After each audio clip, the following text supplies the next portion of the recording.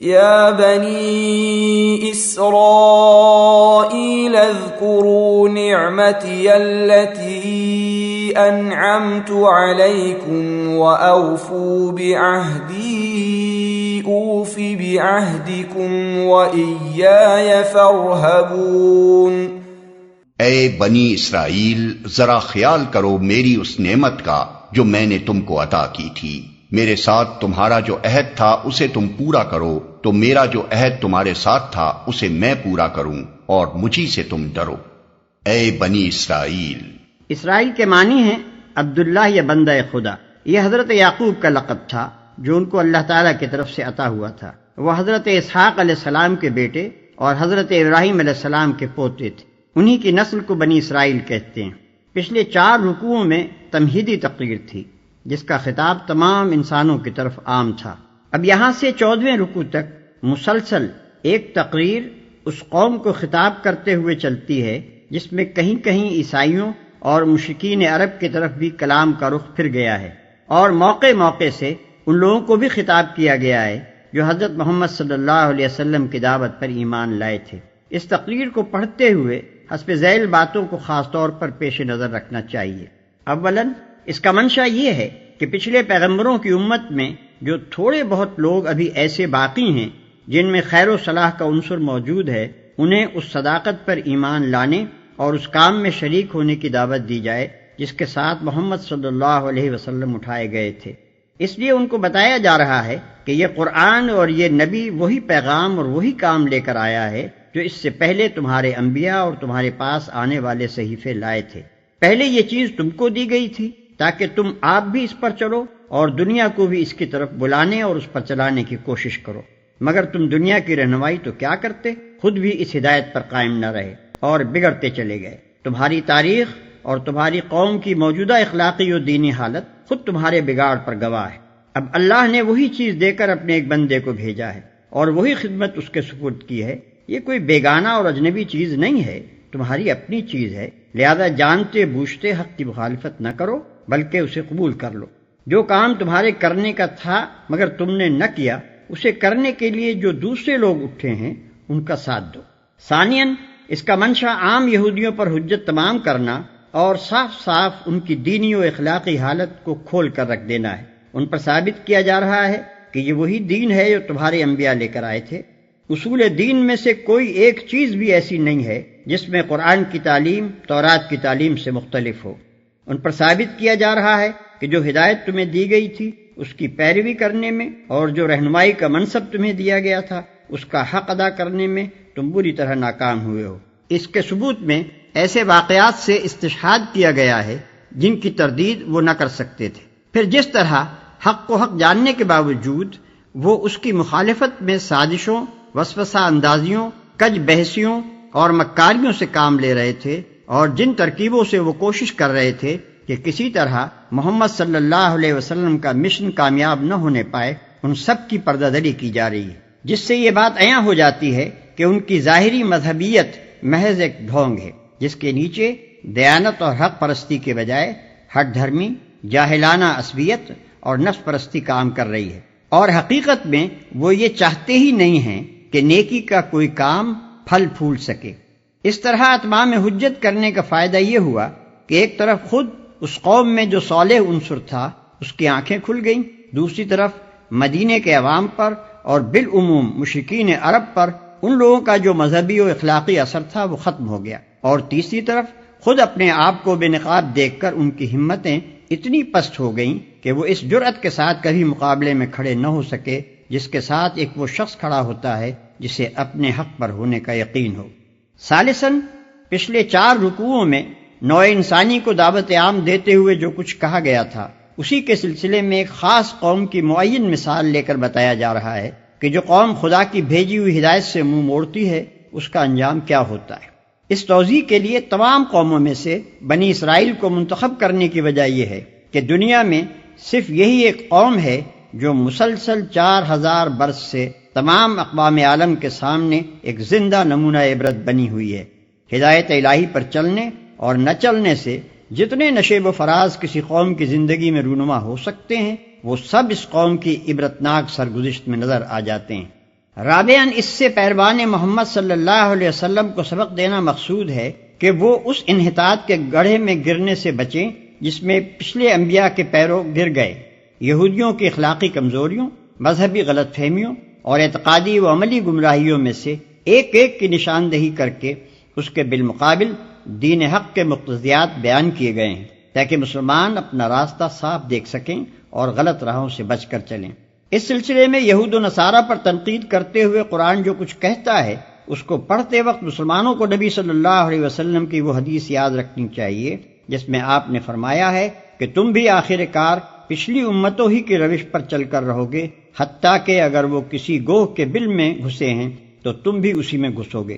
صحابہ نے پوچھا، یا رسول اللہ صلی اللہ علیہ وسلم، کیا یہود و نصارہ مراد ہیں؟ آپ نے فرمایا، اور کون؟ نبی اکرم صلی اللہ علیہ وسلم کا یہ ارشاد محض ایک توبیخ نہ تھا بلکہ اللہ کی دی ہوئی بصیرت سے آپ یہ جانتے تھے کہ انبیاء کی امتوں میں بگاڑ کن کن راستوں سے آیا اور کن کن شکلوں میں ظہور کرتا رہا ہے۔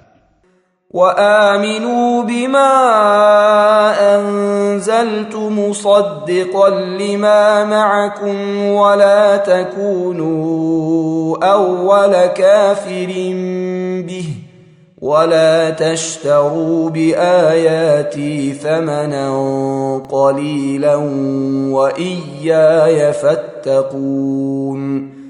اور میں نے جو کتاب بھیجی ہے اس پر ایمان لاؤ، یہ اس کتاب کی تائید میں ہے جو تمہارے پاس پہلے سے موجود تھی، لہذا سب سے پہلے تم ہی اس کے منکر نہ بن جاؤ۔ تھوڑی قیمت پر میری آیات کو نہ بیچ ڈالو اور میرے غضب سے بچو۔ تھوڑی قیمت پر میری آیات کو نہ بیچ ڈالو۔ تھوڑی قیمت سے مراد وہ دنیاوی فائدے ہیں جن کی خاطر یہ لوگ اللہ کے احکام اور اس کی ہدایات کو رد کر رہے تھے۔ حق فروشی کے معاوضے میں خواہ انسان دنیا بھر کی دولت لے لے، بہرحال وہ تھوڑی قیمت ہی ہے، کیونکہ حق یقیناً اس سے گرا تر چیز ہے۔ ولا تلبسوا الحق بالباطل وتكتموا الحق وأنتم تعلمون۔ باطل کا رنگ چڑھا کر حق کو مشتبہ نہ بناؤ اور نہ جانتے بوجھتے حق کو چھپانے کی کوشش کرو۔ اس آیت کو سمجھنے کے لیے یہ بات پیش نظر رہنی چاہیے کہ اہل عرب بالعموم ناخواندہ لوگ تھے اور ان کے مقابلے میں یہودیوں کے اندر ویسے بھی تعلیم کا چرچا زیادہ تھا، اور انفرادی طور پر ان میں ایسے ایسے جلیل القدر عالم پائے جاتے تھے جن کی شہرت عرب کے باہر تک پہنچی ہوئی تھی۔ اس وجہ سے عربوں پر یہودیوں کا علمی رعب بہت زیادہ تھا۔ پھر ان کے علماء اور مشائخ نے اپنے مذہبی درباروں کی ظاہری شان جما کر اور اپنی جھاڑ پھونک اور تعویذ گنڈوں کا کاروبار چلا کر اس رعب کو اور بھی زیادہ گہرا اور وسیع کر دیا تھا۔ خصوصیت کے ساتھ اہل مدینہ ان سے بے حد مرعوب تھے کیونکہ ان کے آس پاس بڑے بڑے یہودی قبائل آباد تھے۔ رات دن کا ان سے میل جول تھا اور اس میل جول میں وہ ان سے اسی طرح شدت کے ساتھ متاثر تھے جس طرح ایک ان پڑھ آبادی زیادہ تعلیم یافتہ، زیادہ متمدن اور زیادہ نمایاں مذہبی تشخص رکھنے والے ہمسایوں سے متاثر ہوا کرتی ہے۔ ان حالات میں جب نبی صلی اللہ علیہ وسلم نے اپنے آپ کو نبی کی حیثیت سے پیش کیا اور لوگوں کو اسلام کی طرف دعوت دینی شروع کی تو قدرتی بات تھی کہ ان پڑھ عرب اہل کتاب یہودیوں سے جا کر پوچھتے کہ آپ لوگ بھی ایک نبی کے پیرو ہیں اور ایک کتاب کو مانتے ہیں، آپ ہمیں بتائیں کہ یہ صاحب جو ہمارے اندر نبوت کا دعویٰ لے کر اٹھے ہیں، ان کے متعلق اور ان کی تعلیم کے متعلق آپ کی کیا رائے ہے؟ چنانچہ یہ سوال مکے کے لوگوں نے بھی یہودیوں سے بارہا کیا، اور جب نبی صلی اللہ علیہ وسلم مدینہ تشریف لائے تو یہاں بھی بکثرت لوگ یہودی علماء کے پاس جا جا کر یہی بات پوچھتے تھے، مگر ان علماء نے کبھی لوگوں کو صحیح بات نہ بتائی۔ ان کے لیے یہ کہنا تو مشکل تھا کہ وہ توحید جو محمد صلی اللہ علیہ وسلم پیش کر رہے ہیں غلط ہے، یا انبیاء اور کتب آسمانی اور ملائکہ اور آخرت کے بارے میں جو کچھ آپ کہہ رہے ہیں اس میں کوئی غلطی ہے، یا وہ اخلاقی اصول جن کی آپ تعلیم دے رہے ہیں ان میں سے کوئی چیز غلط ہے۔ لیکن وہ صاف صاف اس حقیقت کا اعتراف کرنے کے لیے بھی تیار نہ تھے کہ جو کچھ آپ پیش کر رہے ہیں وہ صحیح ہے۔ وہ نہ سچائی کی کھلی کھلی تردید کر سکتے تھے، نہ سیدھی طرح اس کو سچائی مان لینے پر آمادہ تھے۔ ان دونوں راستوں کے درمیان انہوں نے طریقہ یہ اختیار کیا تھا کہ ہر سائل کے دل میں نبی صلی اللہ علیہ وسلم کے خلاف، آپ کی جماعت کے خلاف اور آپ کے مشن کے خلاف کوئی نہ کوئی وسوسہ ڈال دیتے تھے، کوئی الزام آپ پر چسپاں کر دیتے تھے، کوئی ایسا شوشہ چھوڑ دیتے تھے جس سے لوگ شکوک و شبہات میں پڑ جائیں اور طرح طرح کے الجھن میں ڈالنے والے سوالات چھیڑ دیتے تھے تاکہ لوگ ان میں خود بھی الجھیں اور نبی صلی اللہ علیہ وسلم اور آپ کے پیرووں کو بھی الجھانے کی کوشش کریں۔ ان کا یہی رویہ تھا جس کی بنا پر ان سے فرمایا جا رہا ہے کہ حق پر باطل کے پردے نہ ڈالو، اپنے جھوٹے پروپیگنڈے اور شریرانہ شبہات و اعتراضات سے حق کو دبانے اور چھپانے کی کوشش نہ کرو، اور حق و باطل کو خلط ملط کر کے دنیا کو دھوکہ نہ دو۔